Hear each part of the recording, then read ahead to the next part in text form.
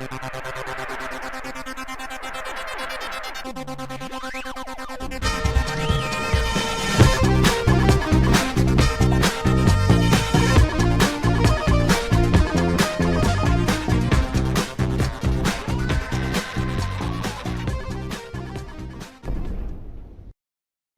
guys, welcome back. This is Matt Shett, episode 528, featuring an interview with Dr. Jess Morrissette. Jess is a professor of political science over at Marshall University in West Virginia, but he's done a lot of game-related stuff, a lot of writings, and some games, some very interesting games, shall we say, including Stair Quest, Last Nite, and Pledge Quest. He's also helped to catalog over 3,000 soda pop machines, from over 1,500 games, and that got him a lot of coverage on everything from NPR to Slate magazine. He teaches a lot of classes about game culture in the video game industry, and he's got a lot to say about a lot of things. So, without further ado, here is Jess Morrissette. So you're there in West Virginia, I believe, right? I am in West Virginia. Wow, nice place. I like it here. I grew up in Appalachia, so while I grew up in Virginia, West Virginia feels like home too. So yeah, I like it here. I was reading that. I think you are the son of a coal miner. That's true. That is true. Real deal. Doesn't get much more West Virginian than that. That's true. Yeah, I mean, and don't get it twisted. I've never done honest day's work in my life, but certainly my dad did. Now here's at Marshall University. Mm-hmm. Political science. Oh, so that university's been around for a while. Oh yeah. Named after John Marshall. We've been having this is kind of off topic of games here, but I was thinking of how is the enrollments looking where you are? We've made some growth recently, but between the demographic cliff that everyone's facing nationwide, and then West Virginia has an even smaller youth population than most other states, we're feeling a little bit of the crunch. I think that we're trying to tighten things down a little bit and prepare for the future. But so far, we haven't been hit too terribly hard. I think we've kind of seen some of this coming for a while and been making some preparations along the way. Yeah, I find that, like you, I'm a professor that's sort of been a gamer and writing about games and things. Mm-hmm. And just recently we started to have some game studies courses. And I'm sure glad that we made that move because those classes are always full. Yeah, absolutely. That's come to a university just for those classes. Yeah, I didn't get into doing more of the media studies stuff solely to punch up the enrollments a little bit, but it is a nice benefit of it. And we get a lot of students from outside of our major, which is always a plus too. Like when I teach my media studies stuff or my video games courses or whatever, it tends to be half or more students from outside of political science, which I feel like that's always good to maybe, attract one or two of them to consider declaring a minor or even maybe a double major or something along the way. So yeah, it's a happy side effect of getting to teach what I always wanted to teach all along. Yeah, I had Prof Noctis by any chance? The name's familiar, but I don't. Yeah, I'm trying to remember where he's from, but he's a professor, I believe, of I want to say theology or religious studies or something like that, but he's using games as well. Or he's always been interesting in games and trying to find ways to combine that, interest with his field. Yeah, let's show people some of the work you've been doing, Jess, because this is a pretty incredible thing. Let's see if I can get the share screen to share. I don't know if you want to share anything, certainly. Happy to. So let's see. This is your homepage here. Yeah. Jess Morrissette, PhD. We should have led with that. Yeah. You're in good company, folks. We got 2 PhDs. Wow. Piled higher and deeper. Very deep. Deeper than anything in West Virginia, huh? Yeah, you got, I was reading some of your academic stuff. So you've got lots of publications. Yeah, game studies. I got a piece in that too. I really like game studies. I Yeah, really appreciate that it's open access, which, you know, more and more, especially now that I have the luxury of having tenure and not having to be quite as choosy about where I submit my work. Anytime that I can get material in an open access format, I definitely prefer it. I hate to have something sitting behind a $40 paywall where nobody will ever see it. Yeah, me too. It's hard enough to get people to read these things to Oh, be. yeah. Of course, some of the people that are buying it are poor graduate students who might need it for a thesis or something, right? Exactly. I mean, of course, I would never, do an end around on any of these journals and send out PDFs secretly to people who wanted to No, read them. That would be unethical. So, I would never do that. Is Espinarset still doing this one? I believe somewhere on the board, if not actively doing it. Yeah, that was one of the first things I read in game studies was his cyber. I think it's cyber. Uh, was it cyber something? Ooh, what was it? Blanking on the name. I am too.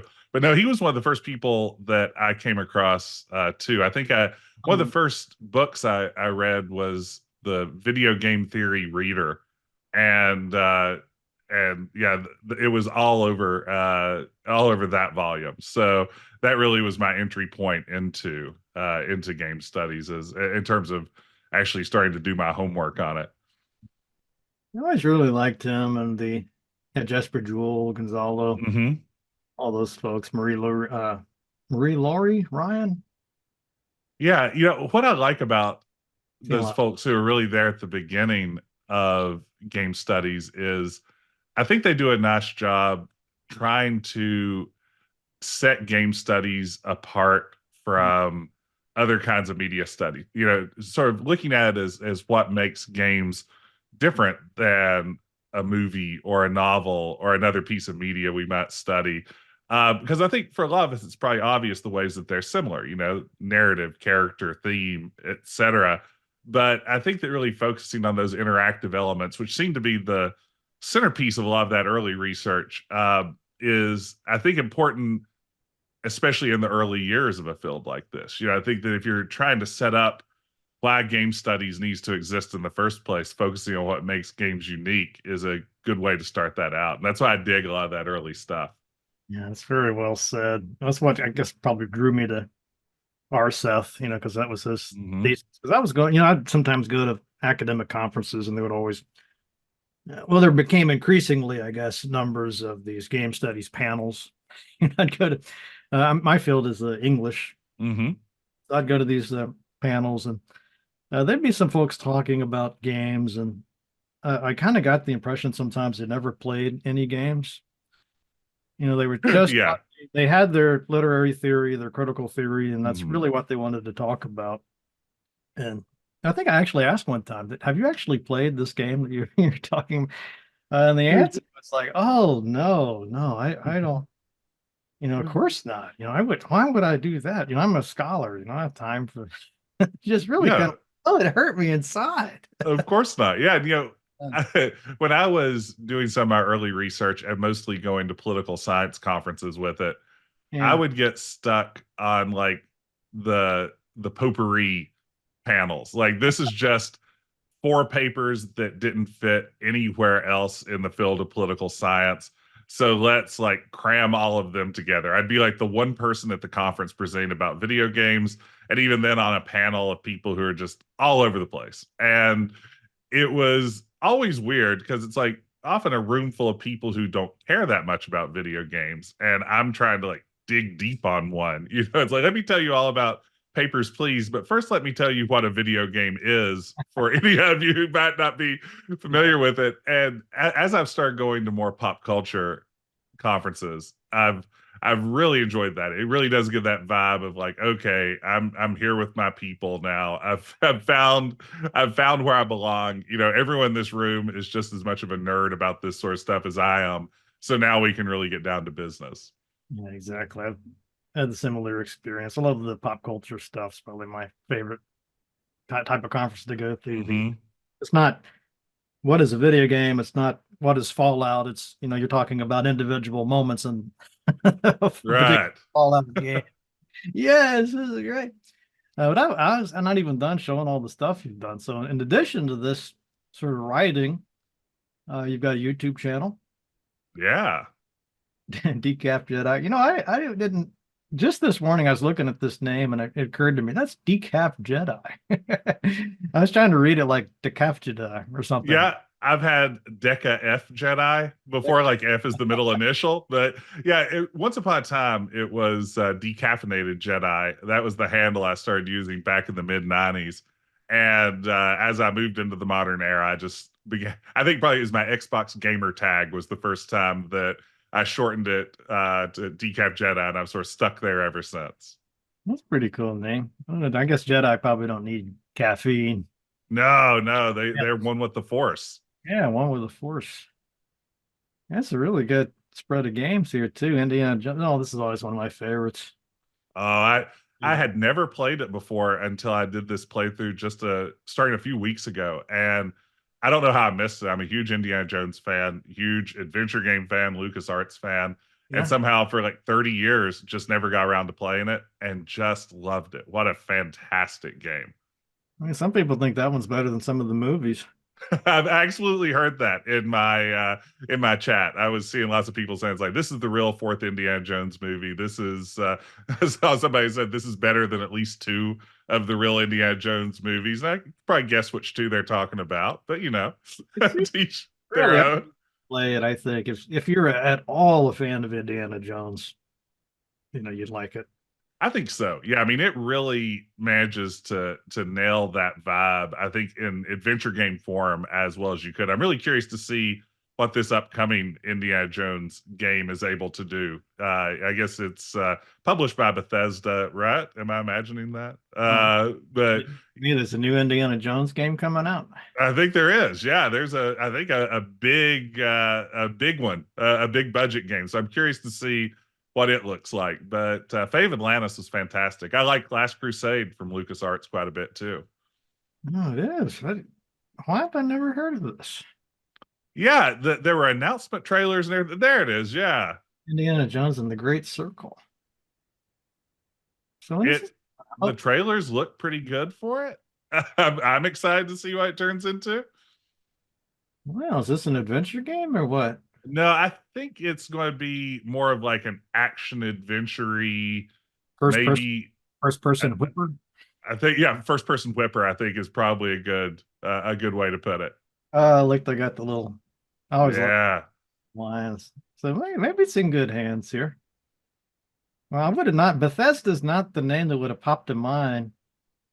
No, that part is curious to me too. I was surprised by that. I don't think maybe one of their smaller studios is developing it. But yeah, they're on as at least publisher. I'm not sure who's handling development on it. But yeah, there was your first person whipper scene. The whip was in the air, ready to go. No, looks pretty good. They have the voices of Harrison Ford, and I don't think they got Harrison Ford, if I recall correctly. So that's too bad. It is. Oh, Todd Howard. So he's the executive producer. Wow. Neat. Wow. That's a pretty, I just rewatched those not too long ago. That's exciting. Thank you for sharing that. I'll keep an eye on that. But I think we have still one more thing to show, and that's your famous Twitch page. I got Retro Adventure Wednesday. What is Retro Adventure Wednesday? That is my weekly adventure game showcase. Every Wednesday night, I play a new retro adventure game, which is say an old retro adventure game.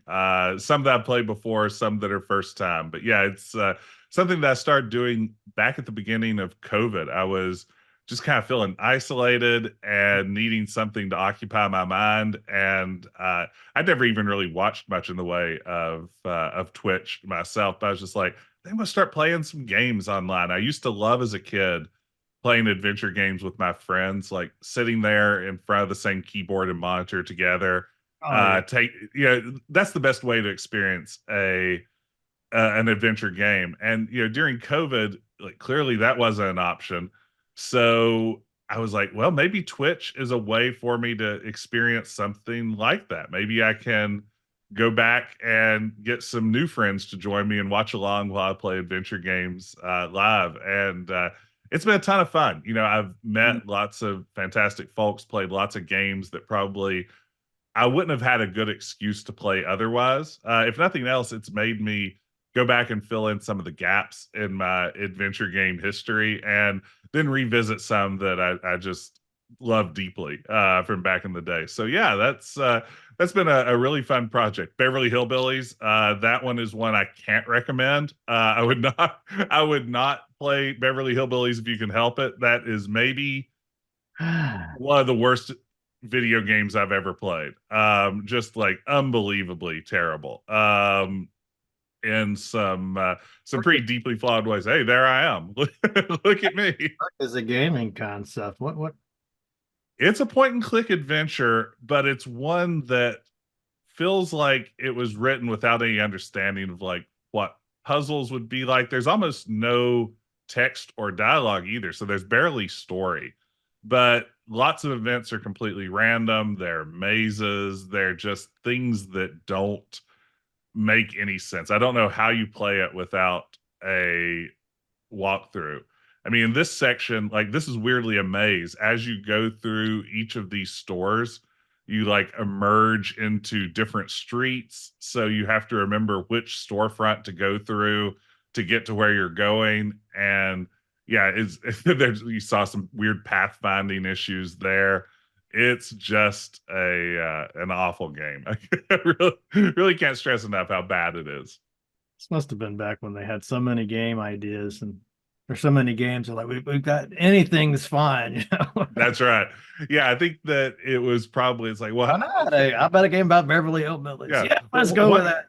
Yeah, how cheap is the license? Good, let's do it. The same company, Capstone, also made a Wayne's World game that is a little better, but against point and click. But at the end of it, it turns into what I think is the worst maze I've ever encountered in a video game. Just a maze that even with a walkthrough telling step by step took about 2 hours to get through. And even then, I don't know how you would do it if you had to map it by hand. It's one of those where the entrances and exits don't even make sense. Like you'll leave the screen on the left side, but come onto the next screen from the top. So you can't even like orient yourself relative to where you just came from.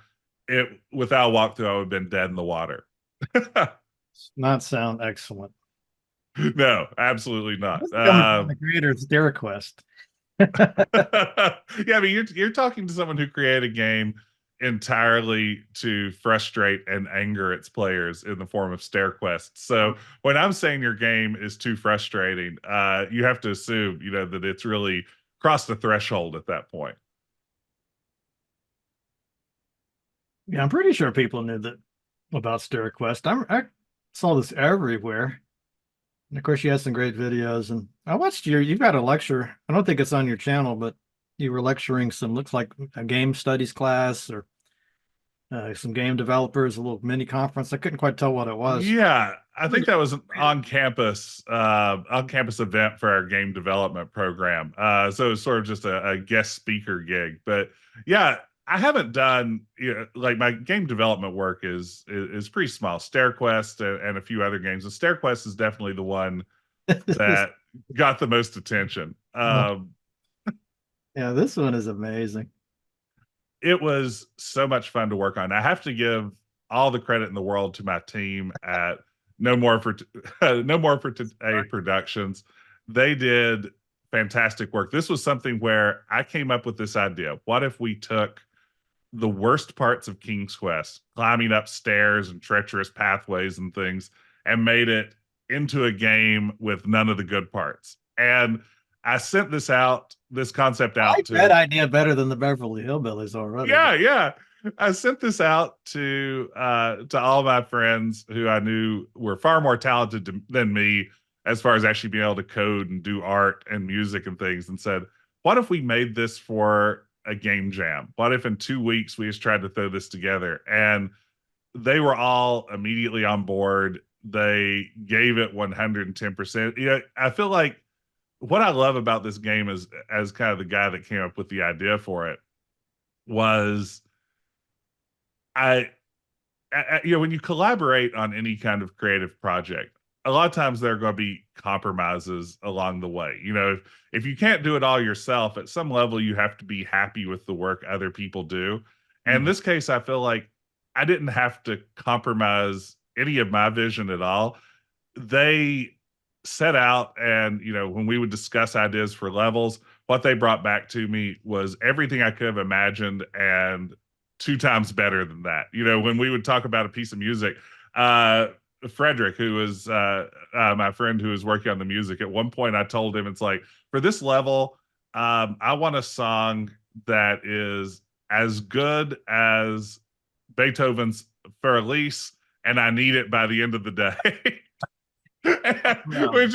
which is kind of maybe an unreasonable thing to ask for someone who's like cranking out 8-bit music for free in their spare time. But he came back and just exceeded expectations in every way. So I think what I loved about this most was that I had these friends who were willing to see this weird vision that I had in mind, and just that it came together even better than I imagined it. And if the goal was to do nostalgia wrong, that's kind of how I started to think about the project. It's like, everyone has all this nostalgia for old games. I mean, that's what my online presence basically is nostalgia for old games. I thought, what if that nostalgia was just for the wrong part of the game? Like, instead of loving all the good parts, what if you were nostalgic for the part that everybody hated? And I think that the fact that it's found an audience was a little shocking to me, but it makes me think people got the joke, at least, which I wasn't sure if they would. I thought, man, I might just be out on my own in my own little world on this, and people are going to be like, what the hell is this supposed to be? But yeah, it found an audience, and people are doing speed runs of it now, which blows my mind. I never considered that. There are people who finished this game that takes me, like, I tried speedrunning it. The best I was able to get to with practice was I got a 10-minute run at one point.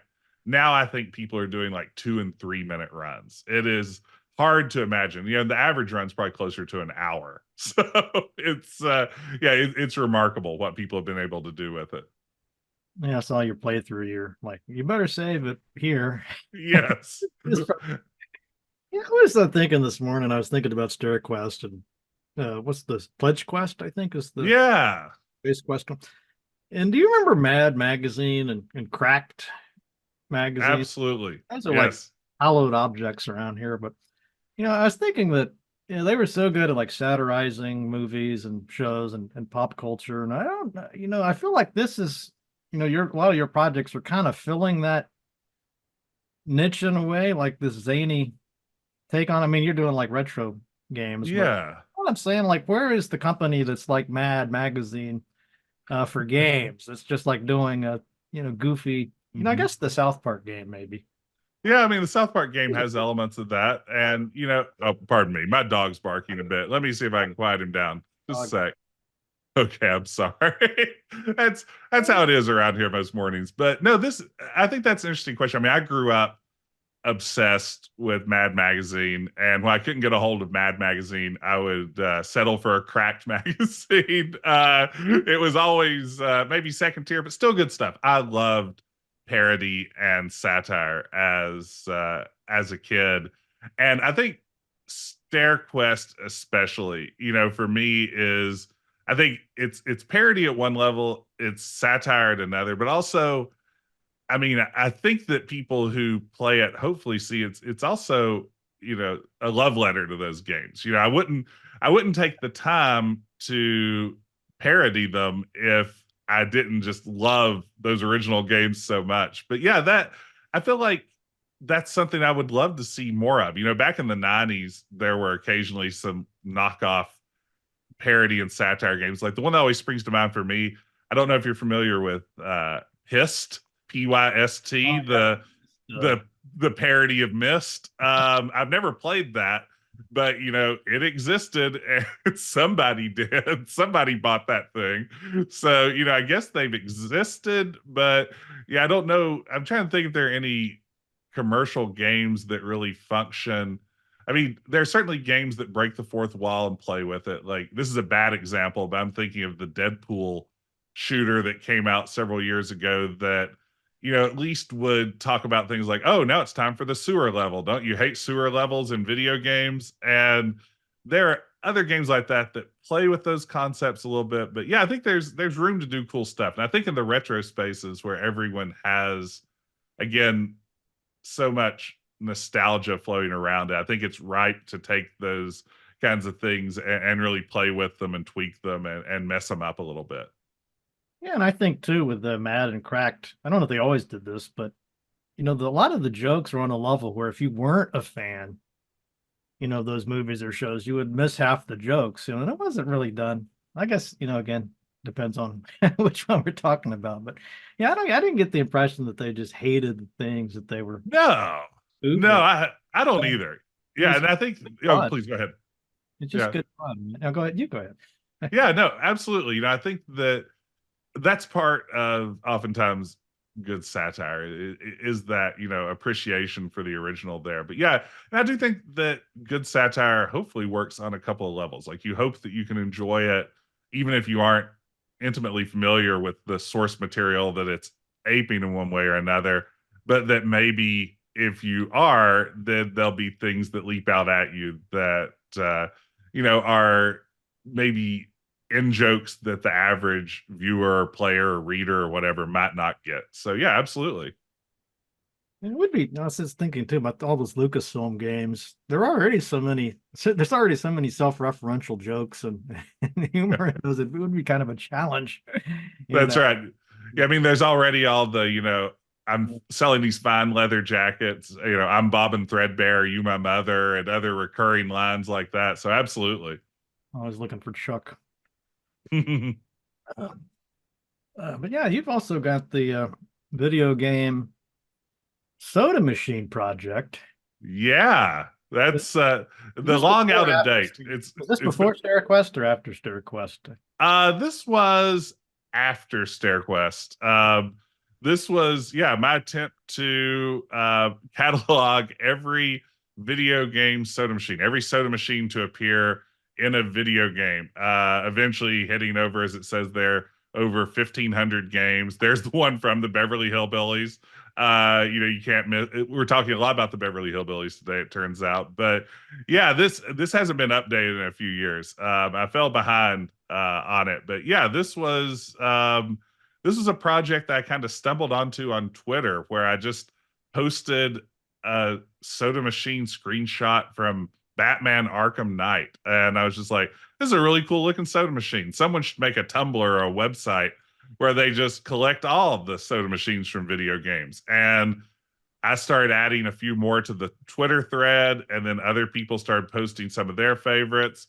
And before long, I had a website going that cataloged thousands and thousands of these. And this is actually an interesting example. Leisure Suit Larry, Wet Dreams Dry Twice references back to the video game soda machine product. If you or project, when you look at it, it has VGSM on the side, which is short for video game soda machine project. So yeah, it's a direct reference back to the website where it's being archived. So that was a wild surprise. Yeah, you must have been proud to see that. Oh, I was. Someone who grew up playing Sierra games, including Leisure Suit Larry. The idea that there would be a joke stuck in the game just for me was huge. That was just unbelievable to me. Wow, how many are there? I mean, 153 pages. If you go to the About page, it'll give you the current count, I believe. So let's see. How many soda machines are cataloged? 3,376. Where is that on the You scroll down just a little bit there. Oh, there we go. 3,376 soda machines. It was time well spent. But like my Twitch stream, what was fun about it was another excuse to track down and play a whole bunch of games I would have never played otherwise. For some of these, people sent them in some cases they were publicly available screenshots that I just happened to stumble across. But in a lot of cases, I went in and played these weird old Game Boy Advance games, or dug out I even did some like weird, oh gosh, what are some of the strange handhelds, like the one that Tiger made at one point? I found emulators for those to go in and get some screenshots. So I played lots of weird games across lots of weird platforms to do it. So that's great. As someone who loves video games, it's awfully easy to just fall into the habit of playing the same few video games. If I'm into Fortnite, it's just like, oh, I can spend all my gaming time grinding out bad rounds of Fortnite. Something like a Twitch stream or this soda machine project gave me an excuse to tackle a bunch of games that would have been easy, just say, I'll play that someday and never get around to it. So yeah, that's been fun. I think kind of pushing myself to play games I might have missed out on otherwise is a big part of how I like to interact with video games today. Yeah, you got some good mileage out of it too. I noticed at least a couple articles. Yeah, that's right. I mean, and that wasn't the intent originally. Like a lot of these things I managed to do backwards. Like I don't go into it thinking I could turn this into something that will work for me academically or professionally. I started out because it's kind of fun, and then because just that's my background, is thinking about politics and thinking about how power intersects with society and things like that. I end up backing into this. It's like, well, now that I've spent hundreds of hours thinking about video game soda machines, I can't help but start to ask myself, well, what do they mean? Why are they, if they are important, and I have to imagine they are for the sake of my own sanity, if they are important, what makes them important? So yeah, that's kind of I never start out that way, but I end up in that destination. That's a great habit of mind, I think, because we've all seen soda machines in games, if you're play games for long enough. But how many people have really stopped and thought, why? Why Yeah. are these soda machines? What is like what purpose? What are the values? And then you really take it to the next level. Commercial, aesthetic, narrative. We're going throwing in all the good words hell out of these soda machines. So. Yeah, like I said, I had to justify it somehow, and it's one of the things that I think for me, tenure really made a big difference. This is either an ad for or against tenure, depending on who's watching it right now. But for me, once I was in a position where I didn't have to worry about publishing traditional political science in traditional political science journals, it really freed me up to let what I was interested in and passionate about pull me toward research projects rather than looking for research projects that I could become passionate and excited about. And that difference was like starting a whole second career. It was hugely transformative for me, because I was reaching a point in my more traditional research agenda, because my background is in studying mostly foreign affairs. I do foreign policy, international relations, conflict study. Russian politics are the kinds of classes that I typically teach, and I still love teaching those classes. But research was getting to be a little bit of a chore for me. I was having trouble finding topics that I really wanted to keep exploring, because I've been doing it by that point since I was a first year grad student, and I was getting a little bit burnt out. And yeah, just deciding, being in a position where I had the freedom to let my passions guide me toward projects that I cared about was hugely transformative for me. Yes, I well know the feeling. Well, we haven't even got to any of our questions yet. We're just having so much fun. Yeah. Chatting, but and we kind of covered a lot of this stuff. So yeah, you've been able to juggle political science, media studies, and game development, and it seems like they have influenced each other in your work, wouldn't you say? Absolutely. It's not like a distraction from that stuff. It's more of a let's integrate this and bring these insights together.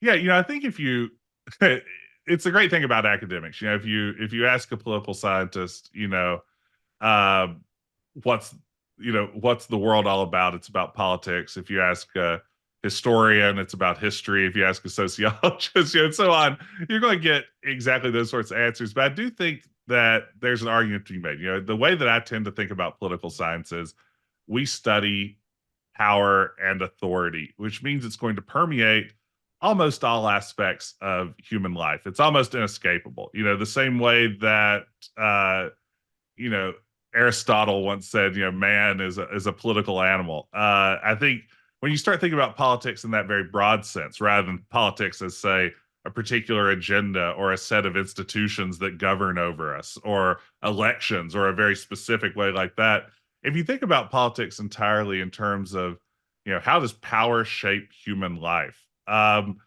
think there's room to find politics in the media we consume, in the games we play, even games that you know have nothing resembling a political agenda. A game like Tetris isn't a game about politics. There may be some political aesthetics there. I mean, some versions of Tetris have like space race imagery in the cutscenes and stuff like that.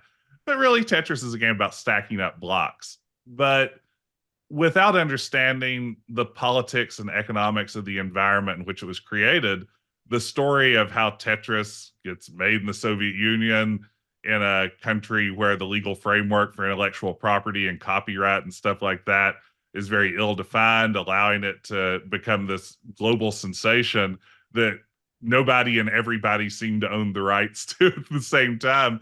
To me, that makes Tetris, a game that has nothing to do on the surface with politics, a political game, because the environment in which it's created, the environment in which it's consumed, there are politics there, even if the game itself is largely apolitical. I don't think those are supposed to be bricks in the Berlin Wall or anything. I think they're just bricks. But yeah, for me, I think that's the connection I've made through all this. This is how I can justify to myself and to my colleagues why, if I go out there and decide to teach a course called Politics of the Undead, where we study zombies and vampires, that it's still about politics. It's how I can justify video games courses, or courses that engage with other kinds of media along the way. So yeah, and I think that when people get angry about the idea of politics and video games, or really like feel like that's a bad combination they don't care for, I suspect a lot of that is equating politics with political agenda, which I think there are really fewer big games where you really see that sort of effort of, here, we're going to try to tell you how to think about this political issue.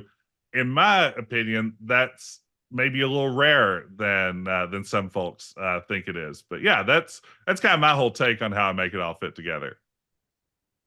Yeah, I really liked your article about the Fallout 76 and the coal industry. Yeah. And Yeah, I mean, thank you. Yeah. Yeah, I don't know if you want to talk more about it. Yeah, that was an interesting one. I was a day one Fallout 76 guy. It's set in West Virginia. As someone who lives and works in West Virginia and a fan of Fallout already, I was immediately you were perfect. I was plugged into this thing. Like, I was there day one. I bought the merch. I did the whole thing. So I was ready to go on this. And yeah, as sort of the article talks about, as I started playing this game, what I loved about it was, the loneliness. I like just wandering around in a game that didn't have a lot of NPCs. You're just sort of doing your own thing out in this wasteland. But I started to come across sort of the environmental storytelling that Fallout's famous for. This story of labor unionization, of the influence of the coal mines, of a war that's basically fought between the workers and the mine owners. All of this interesting environmental storytelling that really had nothing to do with the story, the main quest that Fallout 76 was trying to tell. But again, it's a very political story that ends up mirroring a lot of real life events that happened in Appalachia. Events that shaped labor in the region, that shaped economics in the region, that continues at some level to have its legacy felt today. So to me, that was not only like an immediate personal connection. As I said, my dad's a retired coal miner. It was an immediate personal connection when I started seeing all this coal mining talk. But also, it was something that to me, it's like, okay, this is an interesting political storyline that some folks on this development team have decided to tell in the background of this much bigger story about reclaiming the West Virginia wasteland. And I got hooked on that. I started looking for every little clue to dig up more about this story. And yeah, then again, eventually, like a lot of my things, once I'd gotten obsessed with sort of tracking this down, it's like, well, I should probably write about this. This is my opportunity to try to do something with it now. So yeah, I'm glad you like that one. That's an essay that's a little more personal to me than some. So yeah, thank you very much. Yeah, I've often thought about that. And you probably have too, obviously, this discussion, the sort of broader discussion around video games, and should they be just escapist, entertainment? Should there be deep cultural relevance? Should they address, contemporary? I just was watching a Tim Kaine. Do you know him? He's a Fallout designer. He's got a video up where he's talking. He says he does not like cultural references in games because it kind of dates. I mean, it kind of makes them become obsolete over time because people won't know what the references are. He wants to make games that are timeless, so they're not depending on you being aware of all the sort of contemporary. I'm kind of butchering his thesis, but it's something along those lines. So yeah, I'd love to hear your take on that. I think whether they should be escapist or engaging with contemporary political issues or advocating for particular political views and stuff, I think probably the answer is games should be all of the above, none of the above, some of the above. I think that's what's beautiful about the game industry here in 2024 as we record this, is in a world where digital distribution has made access to indie games greater than it's been at any point in the medium's history. There's room for every kind of game to exist out there. And I think that is wonderful. I mean, I know I use video games for escapism. I don't sit down and ask myself, how can I find a political message in this game and what can I do with it? For me, video games are how I unwind. They're how I socialize with friends. They're fun. They've been a hobby since I was a small child, and I imagine they will be for the rest of my life. I'm looking for escapism, and sometimes I stumble across something that's like, well, while I was playing this for funsies, there's really something interesting here that I'd like to maybe try to unpack a little bit more. So yeah, I think that's what's great about the game industry these days, is there's room for everything out there, and room for everyone to become involved as developers and players of these games. So in that sort of world, I think that video games never have to be just one way, and that's pretty exciting. I think that's one of the great things about the game industry today.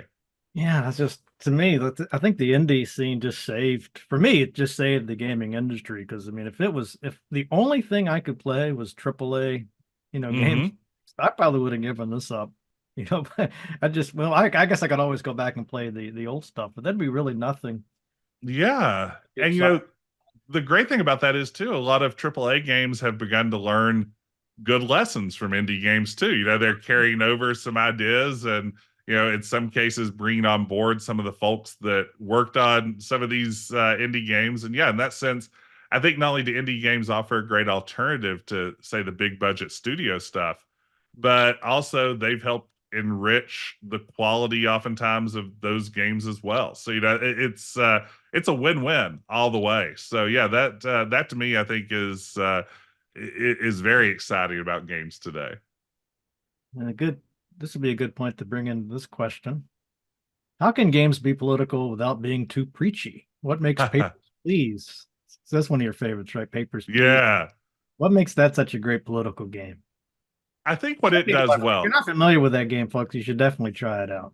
Absolutely, absolutely. And it was a big influence on Stair Quest, I should add, because it was the first game I ever remembered playing where the designers seemed to set out with the intentions like, you're not going to have fun while you play this. This game isn't about you having fun. And I was like, okay, so that's something you can do with games. Maybe I can use that too. But yeah, I think what works well with Papers, Please, if the goal is how do you engage with interesting political questions without being preachy? Something that Papers, Please does really beautifully, and this is largely, I think, an aesthetic choice, is in this game where your job is to be a border guard checking, passports and other documents as people cross the border into your country. I think that the abstract aesthetics, placing it in this fictional, dystopic, authoritarian state rather than a real world place, kind of giving it maybe these vaguely Soviet style aesthetics attached to it.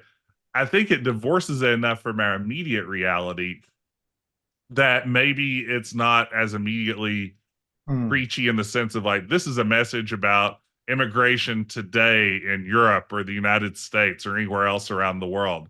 This is a game about some sort of fictional bad place.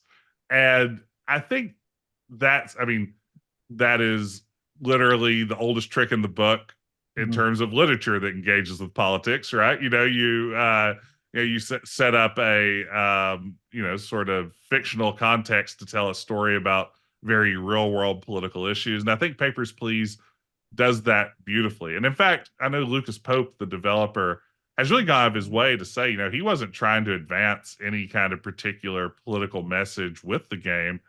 For him, he swears it's just a game about checking documents. But as you're forced to make more morally ambiguous choices as you do it, I find it hard to believe that he accidentally stumbled into that. That's the crux of the game. It's like, if you have to let somebody by your checkpoint who has a sob story that really deserves to be there to be reunited with their family or something else, do you follow the rules or do you help out a fellow human being? And the game punishes you if you help out your fellow human being too much. So that creates an interesting tension, and I think it does so without ever being too preachy. That's a really good point. Tropico comes to mind. Have you played that? Love it.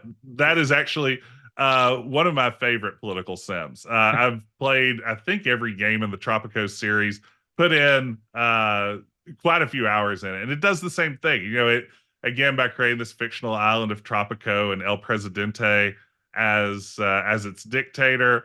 You're still dealing with real world politics, all the way down to things like enacting, contraceptive bans in order to boost population and other sorts of policies like that. In doing so, it really manages to, I think, give a pretty intriguing experiences in terms of gameplay if you like city builders and management sims like that, but also, makes you at some level grapple with, well, these policies have benefits and they have costs, and these are certainly policies that real world regimes have put into place, and trying to understand those consequences through gameplay. I think, it has the potential to entertain, to educate, and I think to get us thinking more critically about these sorts of topics. Yeah, absolutely. I'm pretty sure I'm sure you've read Ian Bogost and yeah. games and persuasive games. I've been procedural rhetoric and those sorts of concepts. Yeah, but I think the real strength in games like that, like you say, we're not talking about some specific thing in the news, some particular person. We're just kind of abstracting some of these concepts and policies, I guess. And we could use the word like ideologies. It's letting players explore the space and tinker with it, and if it makes you feel queasy, maybe that's yeah, that's something I've actually been working with on one of my more recent projects, is this idea of like, what happens when we gamify ideologies? Like, an ideology like liberal democracy shows up as a gameplay mechanic in lots of games. Like the Civ series, there's in almost every iteration of Civ, they have to figure out how to take democracy, a concept with thousands of years of philosophical history behind it, and somehow turn that into a series of gameplay mechanics that can be simplified to include in a game and be fun to play with. You know, what sort of bonus does democracy give you now that you've turned into a gameplay mechanic? And that's something I've been looking at a little bit, because like in a game like Civ, you have to make choices in how you're going to simulate democracy. And for Civ, oftentimes democracy, they equate with economic growth. You know, if you adopt democracy, your economy grows faster. And in some cases, if you adopt democracy in many of the Civ games, now your regime can no longer suffer from corruption. And ideas like that, I think, are fascinating, because it's like, okay, so you're telling me that at least in the world of Civ, democracy equals wealth and a complete lack of corruption. That's telling an interesting story about democracy that I don't know necessarily reflects in all cases the realities of modern democracy. So yeah, I think that idea that you're taking ideologies and having to turn them into bonuses and gameplay mechanics and things that are fun and easily simulated within the context of a game, the choices you make about what you include, how you simplify it, what you leave out, I think offers some interesting insights maybe into our popular understanding of what democracy is, or what capitalism is, or what a number of what fascism is, what a number of other isms might be. To me, that's kind of a topic I'm still not sure what I'm doing with it, but I'm kind of poking at the edges of it to see what I think about it right now. Well, I'd love to see where this ends up. I'm a huge fan of the Civ series. Yeah, me too. I mean, it's another one that, you know, just all through going back to, I guess I played it for the first time probably in college. I've logged a shame a shameful number of hours in Civ. Yeah, I know people that have played every leader and got every Yeah. type. And well, let's see. So we talked about a lot of political sims already. There's some mentioned here: Shadow President, the Doonesbury election game. I'm not familiar with those. I haven't played the Doonesbury. I've seen it. I've seen like the box art, but I've never dug into it very much. You know, games like in terms of games that are just like explicitly about politics. You know, I've done a bunch of versions of the Political Machine through the Yeah, that's years. the one I was thinking. Yeah. With that. Yeah, I've done that one, and that's always fun. You know, see who you can take to the White House, and you know, then games like Tropico, Civ, Sim City. You know, even though the politics there are very abstract, you know, you're more of a city manager than a mayor at some level, and you're kind of an omniscient city planner, if anything. But yeah, you know, I like seeing games that explicitly engage with politics, but also seeing where politics creep into games that maybe where you don't expect them can be fun too. Yeah, I wonder if as a political science professor, do you see these some of these games and you think, oh, that's terrible. You know, they clearly don't know what they're talking about. If I had done it, I would do X, Y, and Z. I mean, do you have those sorts of You know, moments? I can't think of. I'm sure there's an example if I dug deep that would spring to mind. But you know, off the top of my head, you know, usually I think it's like when I'm grading my students' essays at the end of the semester. You know, I'm not upset that they didn't get it exactly right. I'm just so happy they tried.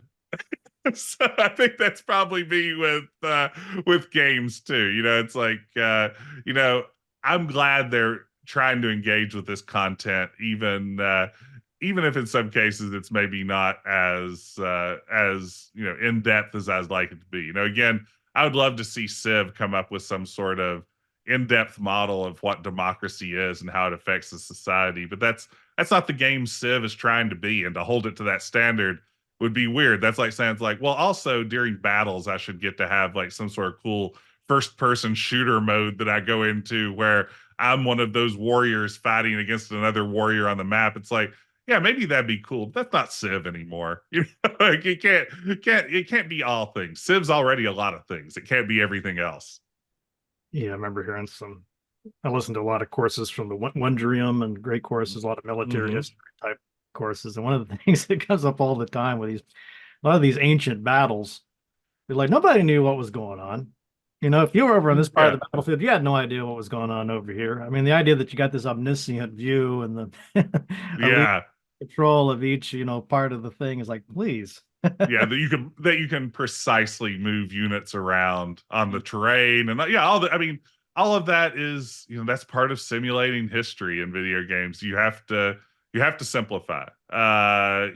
Simulation is simplification, I think, at some level, especially when you're dealing with complex histories. You take a game like Colonization, the spin-off of Civilization.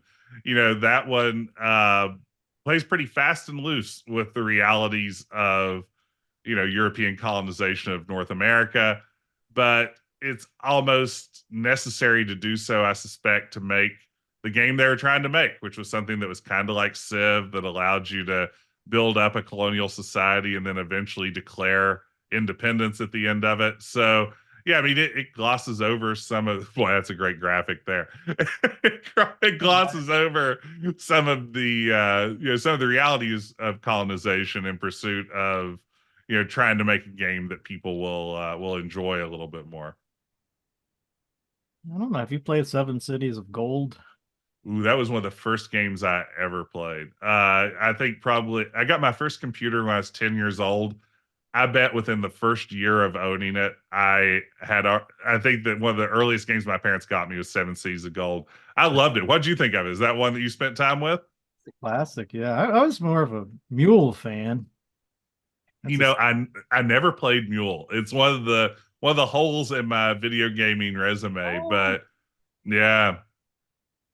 Yeah, I should do a match chat on Seven Cities of Gold.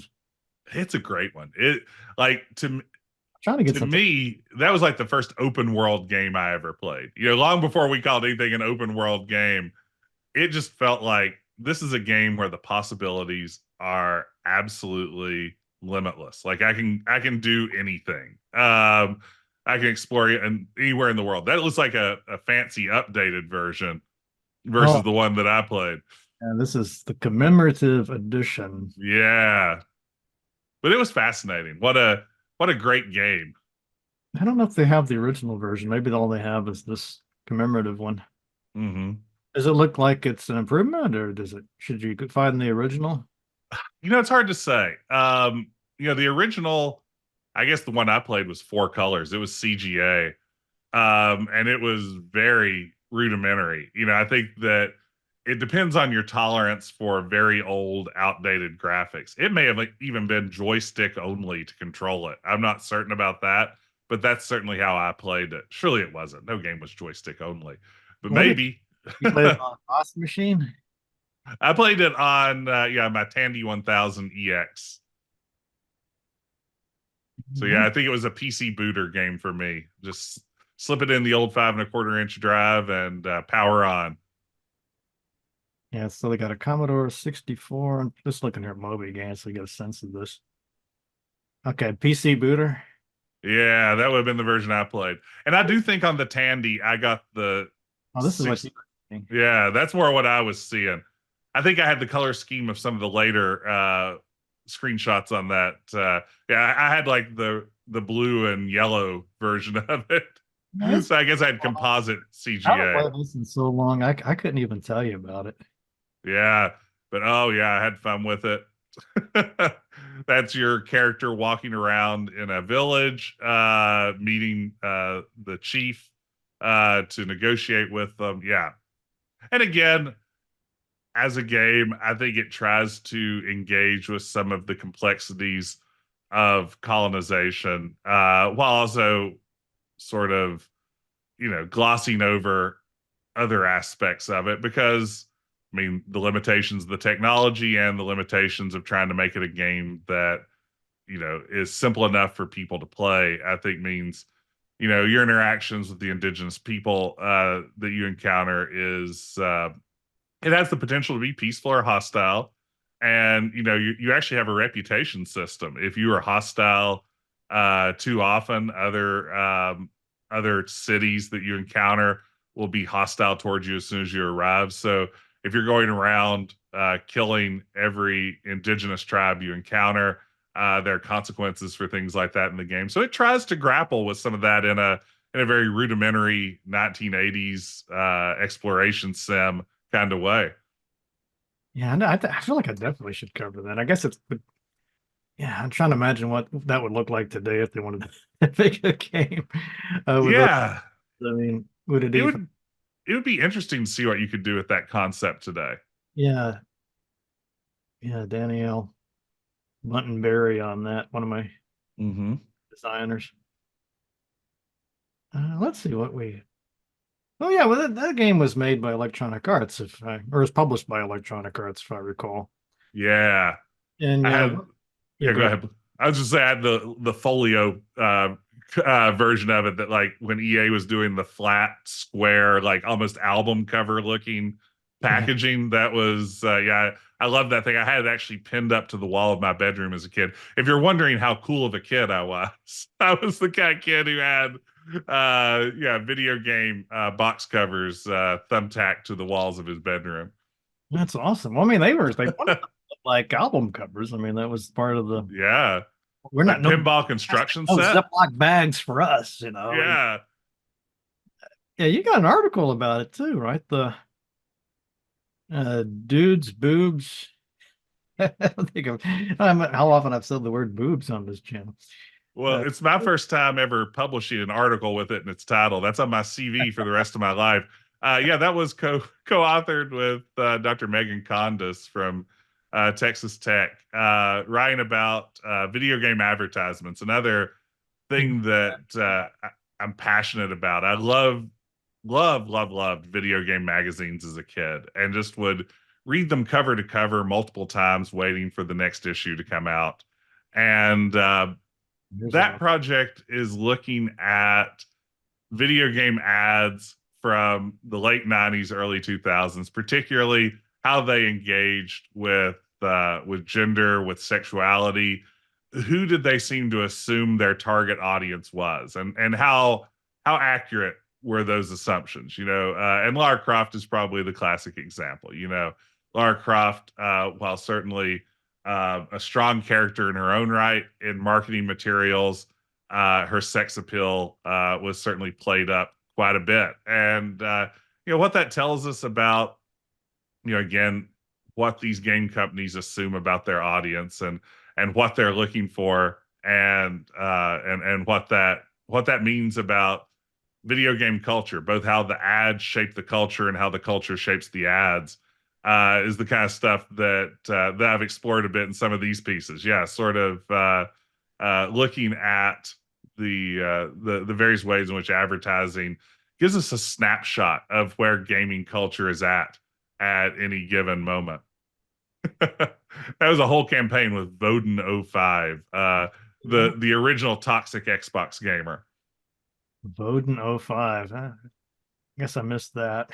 Yeah. Yeah, I remember the imagination.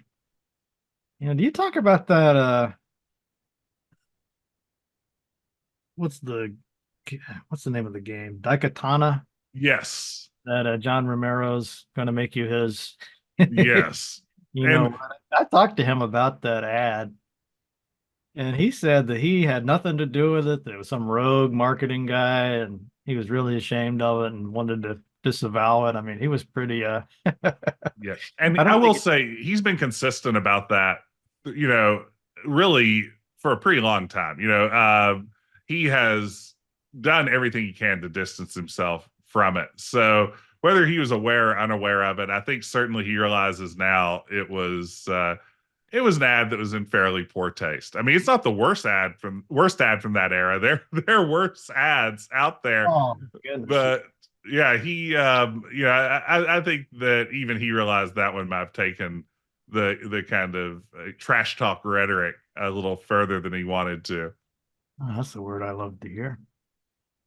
Yeah, I guess I don't need to show the ad. There's really not much. Well, and people who know already know. I mean, it's probably one of the most infamous ads from that era. Yeah, there it is. But like you say, this is just this wasn't all that unusual. I mean, a lot of It's kind of that frat boy culture. Yeah, absolutely. Had, And I think had that Brenda Romero on the show before, and she's like, "Yeah, you go to a gaming convention, there'd be all these, booth babes mhm. all over the place." She actually walked off the set one time in protest of that. So I don't know. Do you think? Yeah, what's it like now? Do you think we've kind of moved beyond this? Or is it- I think we've gotten better. I think that on the one hand, I think that, you know, the video game industry realizes that if the tone of your advertising and the kinds of games you make and how you market them is only aimed at adolescent boys, that you are leaving a whole lot of money on the table. Even if they haven't gotten better in just like a we're trying to be better people kind of way, there's still businesses. And I think that they have commercial incentives to cast a wider net. In a world where, men and women, boys and girls, everyone out there of all genders is and nationalities and races and class and sexualities, and everything else.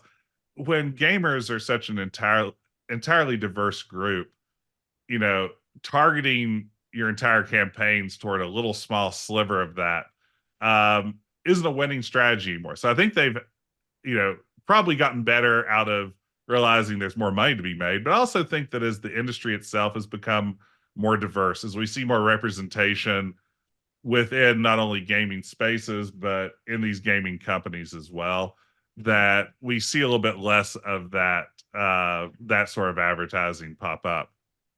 Yeah, I was really struck by this one. It's kind of small image, but Yeah, this that is when I looked at this, I thought this must be like 1990s, at the latest, and it was actually, when was this at? It was way later. it was 99, I believe. Yeah, 99. Yeah, oh, because I guess not way later.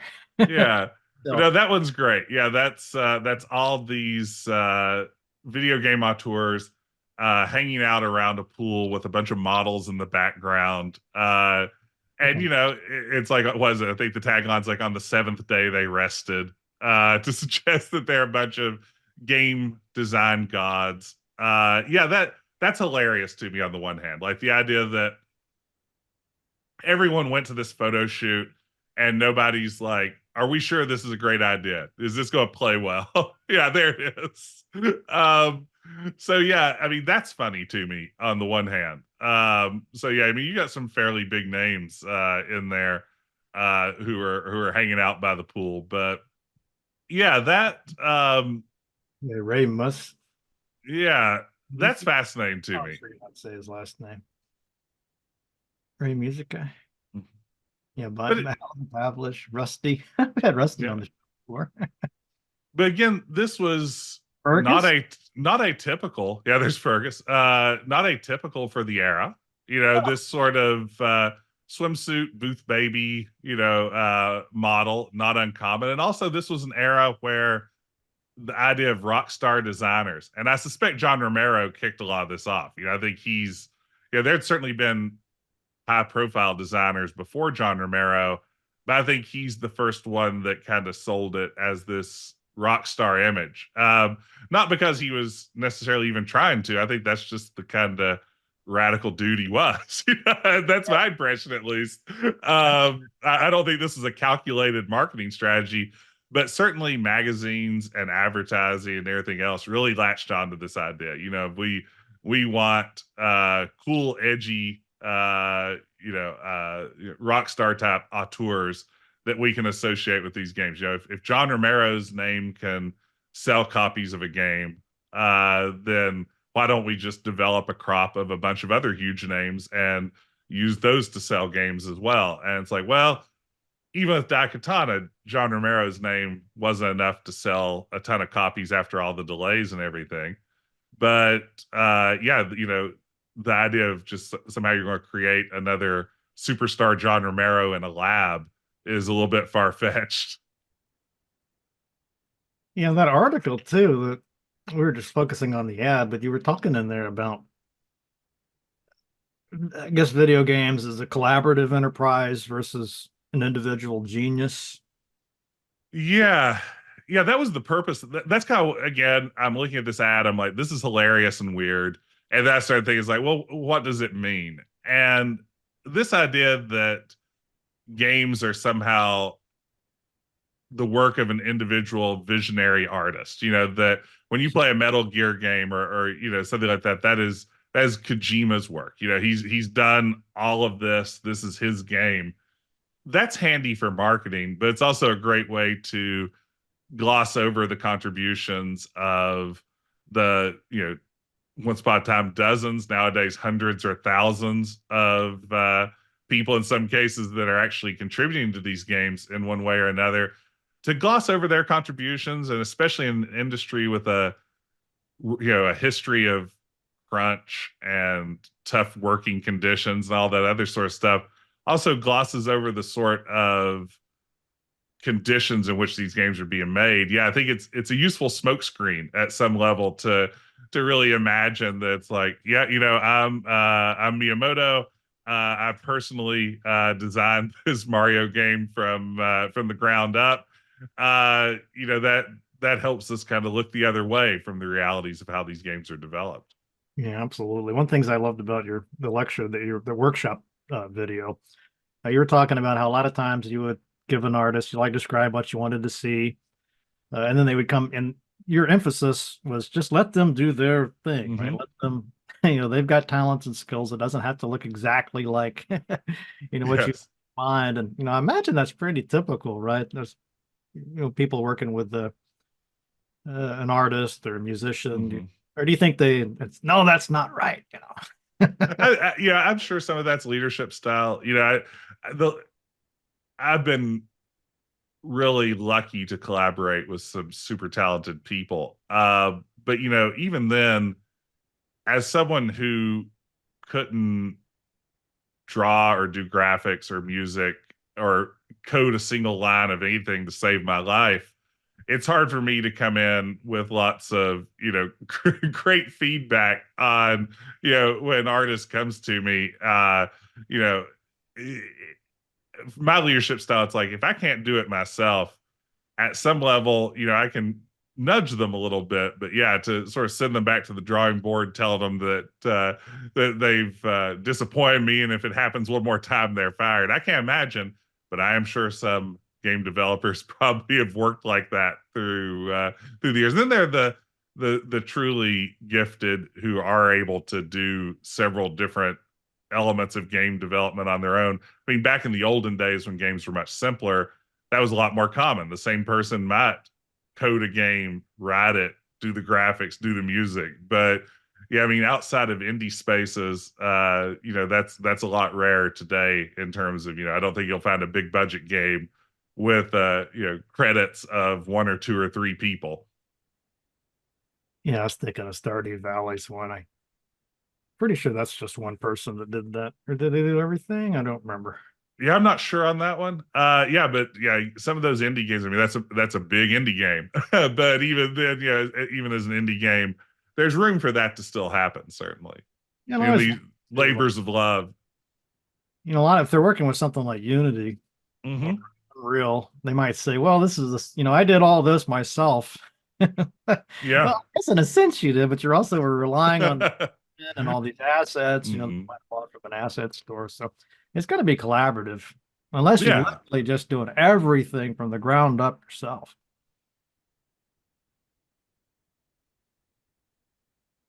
Okay. Well, I think we've covered, Jess, we covered a lot of ground here. Great.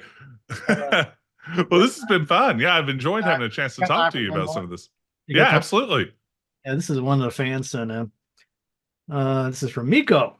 Please ask what he thought about please ask Jess what he thought about the King's Quest remake released in 2015 and whether he thinks other classic Sierra adventure games should get a similar treatment.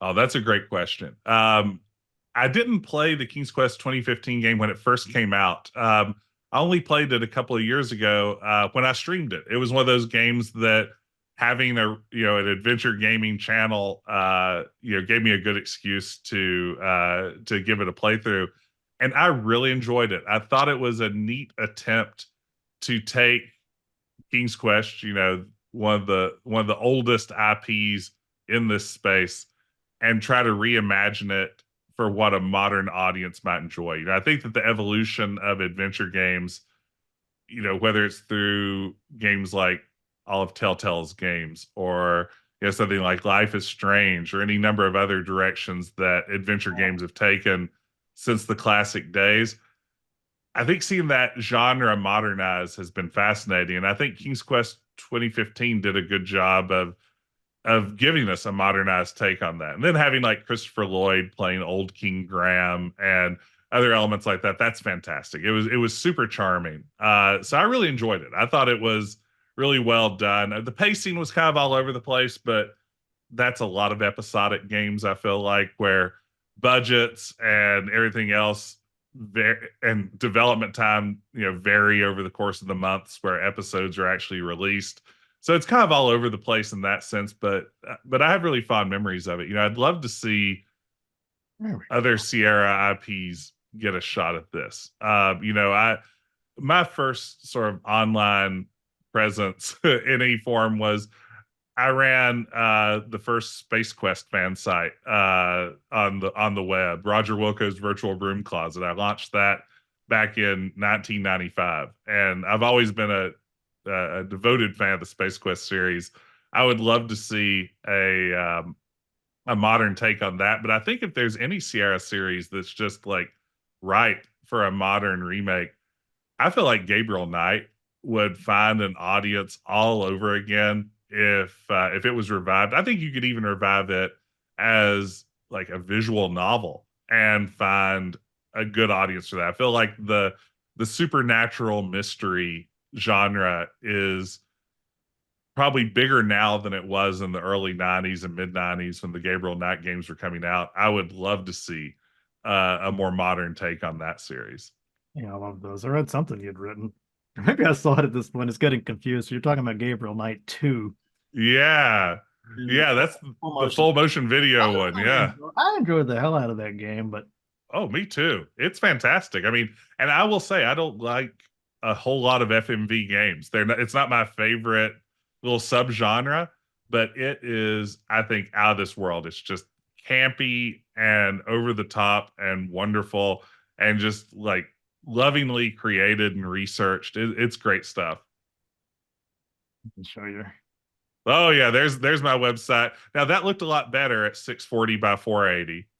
In my defense, which yeah. Space Quest historian. Oh, we're old friends. I actually met Space Quest historian through this website. He started contributing content to it in 1995, 1996. We've known each other ever since. We used to send floppy disks back and forth from the United States to Denmark with like fan fiction on it and other like walkthroughs we'd written and everything else. So yeah, he and I go way, way, way back. That's awesome. Kind of a small world after all. It is. And he worked on Stair Quest with me. He was part of the team there. So, that's a friendship that, eventually produced some, opportunities to collaborate way down the road. Beautiful thing. Well, thanks, Jess. It's been a lot of fun.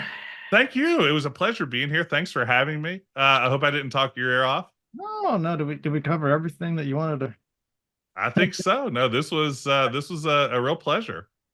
So you got some new sound like you got ideas for some new articles and That's right. I've got some stuff cooking. We'll see. I am in my advanced age getting slower and more tired. So we'll see how long it takes me to produce whatever comes next.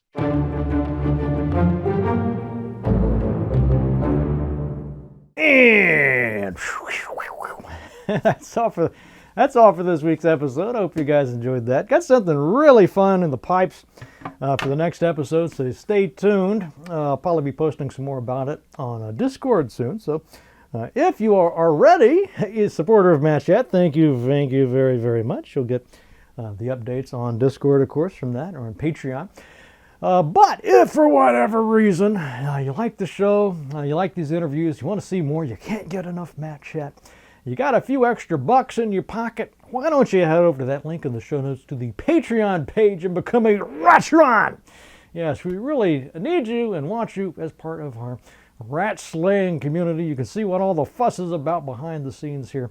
So without further ado, go to that link in the show notes, become a patron, do the right thing. You get a lot more out of the show. You'll like it better, and you'll be helping to keep this show on the air, on the tubes.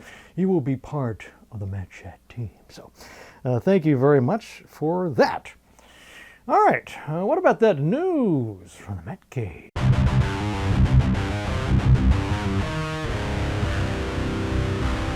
Oh, got a lot of news here. First is Miko and Tired Gaming Dad both wrote in about this. GOG, Good Old Games, is going to host a project called Fallout London. And there's a lot of firsts here. This is basically a fan project that's so good that it's practically got commercial value. so they're teaming up with GOG because I guess it's got a little bit too big for the typical modding community route, so they're going to put it up on GOG. Let's see what else they got to say about this. Fallout London is an ambitious, trailblazing DLC-sized mod for Fallout 4. It's of course, guess where it's set? Not in the United States. Although aren't there a few towns in the U.S. called London? Anyway, not that London, the London. From stuffy parliamentary aristocrats to a resurrection of the Knights of the Round Table to an uncompromising cult of revolutionaries and more, Fallout London embodies the history and aesthetics of London and puts an unmistakably nuclear spin on the beloved city. You know, is it just my imagination, or is there an encounter with a TARDIS in one of those first couple Fallout games? I don't remember if it's Fallout 1 or 2, but I distinctly remember coming across a TARDIS out there in the wasteland somewhere. So maybe it all makes sense. So anyway, keep tabs on that. Next up, Miko wrote in about this. I got a couple other people talk to me about this as well. You remember Pathfinder, Wrath of the Righteous? Great game. Loved the hell out of it. Well, there's the sixth and final DLC for that is coming out. It's called A Dance of Masks. Let's see what they say about A Dance of Masks here. One last love letter to the Knight Commander and their loyal companions. Gather those companions and travel back to where it all started, the city of Canabras. Destroyed and now risen from the ashes. Visit festivals, celebrate victories, socialize, watch fireworks, and thwart the villains trying to spoil the fun. Beyond to a new enemy stronghold. Personal events for every companion, a new romantic event. Ooh. Otherworldly arena, 11 new character archetypes. Wow, man, how many archetypes does that game have at this point? Well, you're going to get 11 new ones. New weapon type. That's pretty cool. And the ability to switch your grip on the weapon from one-handed to two-handed. And of course, fully voiced dialogues. That's pretty cool. Definitely be keeping an eye on this one. I really like that Pathfinder series, so we'll keep an eye on that. And speaking of Pathfinder, well, there will be a new series or a new studio working on a new game in that universe called The Dragon's Demand. And I believe Tired Gaming Dad and a couple other people wrote in about this as well. So what is Pathfinder The Dragon's Demand? Well, what we know is that you can experience the magic of digital tabletop with miniatures in the single-player turn-based RPG video game set in the Pathfinder world. And this is from one Ossian Studios from Vancouver, Canada, specializing in RPG games. And I noticed that Luke Skull was part of that team. Of course, he did that Neverwinter Nights. Blanking on the name. Shadowdale? I covered it a while back. I don't know if I ever followed up with him. I need to get him on the show. Maybe he hasn't been able to come on because this was all top secret stuff here. But anyway, definitely worth keeping an eye on Pathfinder The Dragon's Demand. Maybe they'll try to make this a little bit more like the tabletop version of the game. That would certainly be fill a niche, let's say. So quite fun. I'll be interested to see how this is different than the other Pathfinder computer games. All right, what about that ale of the week? Well, I've got another number here from, here we go, from Brewdog. There we go, Brew Dog. And I gotta say, I'm looking forward to this one. This is the Elvis AF, and I'm pretty sure the AF stands for alcohol free, but maybe you have a different understanding of that. Let's see, hoppy grapefruit. So who doesn't want a grapefruit taste in their ale? Well, we'll see. Well, that's of course non-alcoholic. Live fast, drink slow. Elvis. Yeah, pretty cool can design. You know, of course, this BrewDog does pretty good brew, and I like the fact that you can buy these in a big variety pack. You get like 4 or 5. You can sample, see which ones you like before you go in bulk. Anyway, I don't see a lot else on the can. 20 calories. So that's not bad. If you're watching the old waistline, you don't want which Elvis do you want to look like? You know, you want that young Elvis, you probably want to drink the Elvis AF. If you want to look like the older Elvis, well, you can go back to the regular beer with the calories and the alcohol. You know, I'm not sure how much calories are in alcohol. I guess it must be pretty significant because all these alcohol-free ones have barely any calories. So I guess there must be a lot of the calories are in that alcohol. Anyway, really good color on this, really good bubbly action, just like the real Elvis. You definitely smell the grapefruit. I mean, that is really pronounced. Don't really smell anything but grapefruit. It's, maybe a little bit of citrusy hops in this, just in the aroma, but yeah, it smells very grapefruity. Let's pour a little bit here in the rather excellent drinking horn. Let's see, there we go. Did Elvis like grapefruits? Is it grapefruits or just grapefruit? What is the plural of grapefruit? Okay, let's see, BrewDog, Elvis AF. Well, let's see if this makes the old hips wiggle. The pelvis thrust, we'll see. Well, again, not much change in smell, moving to the drinking horn, so let's give it a swig.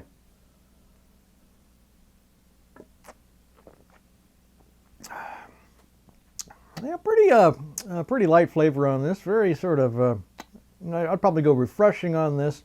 Don't really taste any hops in this.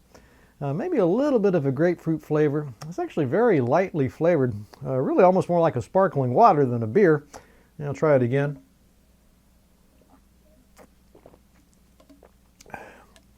Yeah, this one is probably not one that I would recommend too highly just on the first couple of swigs here. Let's switch to the glass and see if we'll notice any difference. I guess it depends on what your goal is. Drinking an alcohol-free beer. If you want something really lightly flavored, again, basically more like a flavored sparkling water, then you might like the Elvis AF. I'll try this here. Yeah, just not a whole lot of beer flavor in these. I'm kind of surprised the BrewDog hasn't really impressed me nearly as much as some of the other non-alcoholic brewers out there. It's not that it tastes bad. Again, it just kind of tastes like a sort of a grapefruit sparkling water that you can get for about 25 cents a can than some kind of non-alcoholic beer. I'll try it one more time here.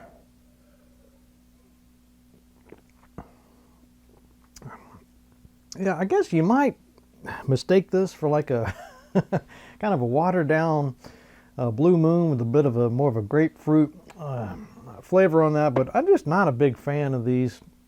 At this point I've had way better alcohol-free beers. So I think BrewDog probably needs, maybe they know their clientele better than I do, but I'd just say that I've tasted alcohol-free beers that are a lot closer to the real thing than this. If you just want something that tastes good, lightly flavored, you're not really looking to capture the quintessence of beer, you might like this. But if you are looking for something that you can just throw in your rotation that tastes just like all your other beers, I'd say no to this one. I might go probably lower end on the scale on this. Again, it's not that it tastes bad, so I don't want to go all the way to 1, but just not up there with some of those others. So again, I'll go 2 out of 5 on these. I might just say at this point, I got one more BrewDog to try, and I hope it's substantially better than these other ones because I haven't been very impressed with their selections. But anyway, cool name, cool can, Elvis AF. So you might like it for that reason. I'll give it one more try here.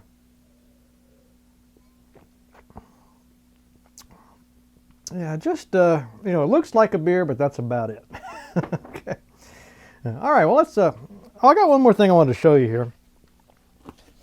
So I recently it was my anniversary, 19th anniversary, and one of the gifts my lovely wife purchased for me is Dungeons & Dragons, the Heroes Feast Flavors of the Flavors of the Multiverse official D&D cookbook. And I was really impressed. I did not, somehow this, I'd seen this on the shelf before, but didn't look close enough to see that actually Michael and Sam WotR were part of this. Good friends of mine. I've had them on the show before. And so those guys having anything to do with it, it's going to look amazing, which it does. Really gorgeous colors, lots of great artwork, great writing.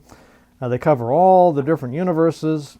So Ravenloft is in here, Spelljammer's in here, all the ones you would care to mention. And then they have recipes that are kind of themed around, like there's a Kinder loaf. You can see this. I always like the Kinder. It's a kind of an innovative take. They didn't want to just do hobbits.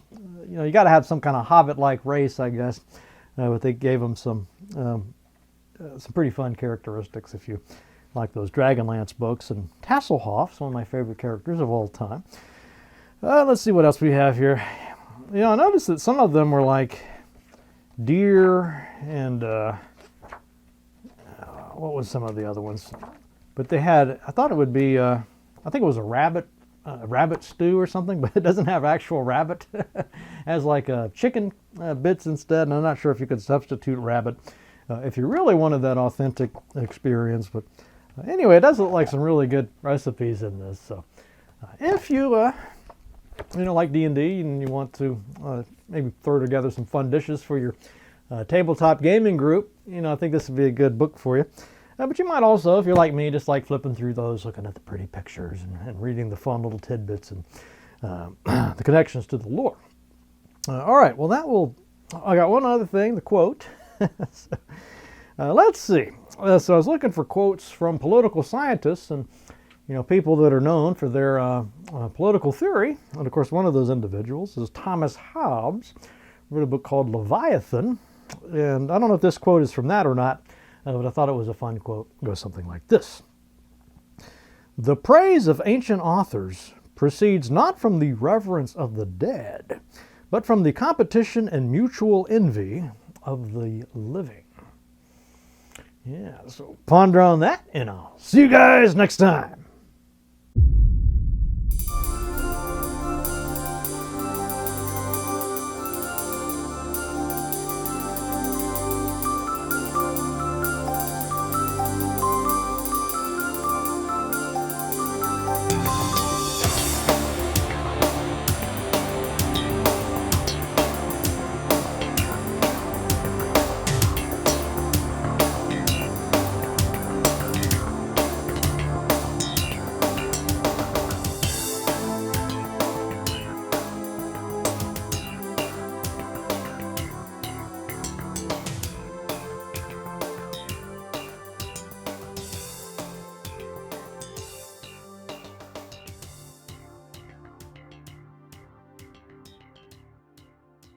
Get out of town. I didn't know you did anything creative.